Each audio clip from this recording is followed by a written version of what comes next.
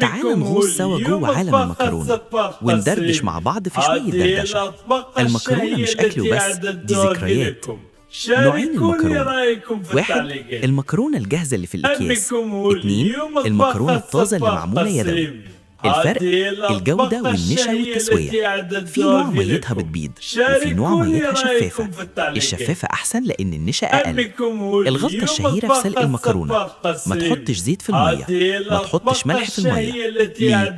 الزيت بيعمل عازل، يعني لما تيجي تحطها في الصوص ما تشربش وتلاقي الصوص في الطبق والمكرونة في حتة لوحدها. الصح إيه؟ نسلقها من غير زيت، من غير ملح، نطلعها قبل تمام التسوية بدقيقتين. لو بتاخد 9 دقايق نطلعها على 7، والملح والزيت يتحطوا في الصوص. وهنا تقدر تدلعها بجبنة وزيت زيتون براحتك. وايت صوص الصح على أصوله. المدرسة الإيطالية بتقولك مش بالكريمة بس. الخطوات الصح: نعمل رو، معلقة زبدة، معلقة دقيق، نشوحهم لحد ما يبقوا متجانسين. ننزل بكوباية مرقة يفكوا ويبيضوا معانا. كده عملنا قاعدة صوص أبيض من غير كريمة أصلاً. نسوي الخضار أو الفراخ أو المشروم في الصوص. الكريمة تتحط في الآخر خالص. ليه؟ علشان ما تتقلش وما تنقصش وتبوظ القوام. في الآخر ملح فلفل أبيض، ويبقى عندك وايت صوص مظبوط ومش تقيل زيادة. المكرونة المحمرة: الحكاية والذكريات.